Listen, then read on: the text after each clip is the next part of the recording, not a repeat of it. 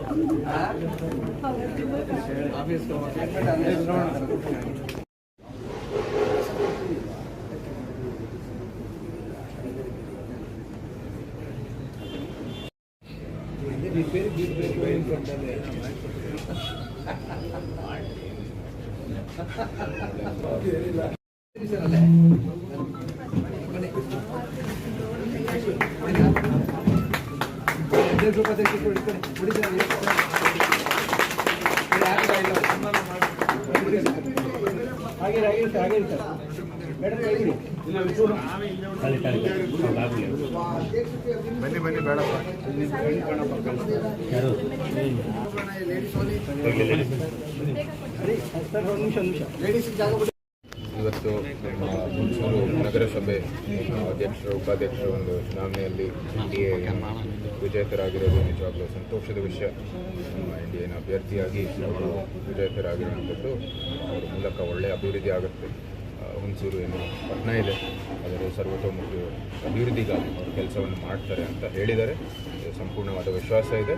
ನಾವೆಲ್ಲರೂ ಇದ್ದೀವಿ ಅವ್ರ ಬೆಂಬಲಕ್ಕಾಗಿ. ಮತ್ತು ಅವ್ರದ್ದೇನೇನು ಇಲ್ಲಿ ನಮ್ಮ ಸಲಹೆಯೊಂದಿಗೆ ಮಾರ್ಗದರ್ಶನದೊಂದಿಗೆ ಒಳ್ಳೆ ಕೆಲಸ ಮಾಡ್ತಾರೆ ಅಂತ ವಿಶ್ವಾಸ ಇದೆ. ಸರ್, ಈಗ ಮೈತ್ರಿ ಆಗಿರೋದ್ರಿಂದ ನೀವು ಸ್ಥಳೀಯವಾಗಿ ಮೈತ್ರಿ ಆಗಿದ್ದೀರಾ, ಏನಾದ್ರು ಈ ನಗರಸಭೆಗೆ ಸಂಬಂಧಪಟ್ಟಂತೆ ಏನಾದ್ರು ಒಡಂಬಡಿಕೆ ಮಾಡಿಕೊಂಡು ಏನಾದ್ರು ಸಪೋರ್ಟ್ ಇದೆಯಾ ಅಥವಾ ಹೇಗೆ? ಇಲ್ಲ ನೋಡಿ, ನಾವೆಲ್ಲರೂ NDA ಮೂಲಕ NDA ವತಿಯಿಂದ ಇವಾಗ NDA ಆಗಿ ಮುಂದುವರಿತೀವಿ. Thank you. ನಮ್ಮ ನಗರಸಭೆ ಅಧ್ಯಕ್ಷ ಉಪಾಧ್ಯಕ್ಷ ಚುನಾವಣೆಯಲ್ಲಿ ನಮ್ಮ ಹುಣಸೂರು ನಗರಸಭೆಯ ಸದಸ್ಯರಾದ ಶರವಣ ಅವರು ಅಧ್ಯಕ್ಷರಾಗಿ, ಆಶಾ ಕೃಷ್ಣನಾಯಕರವರು ಉಪಾಧ್ಯಕ್ಷರಾಗಿ ಈ ದಿನ ಆಯ್ಕೆಯಾಗಿದ್ದಾರೆ. ಇಬ್ಬರೂ ಸಹ NDA ಅಭ್ಯರ್ಥಿಯಾಗಿ ಇವತ್ತು ಆಯ್ಕೆಯಾಗಿದ್ದಾರೆ.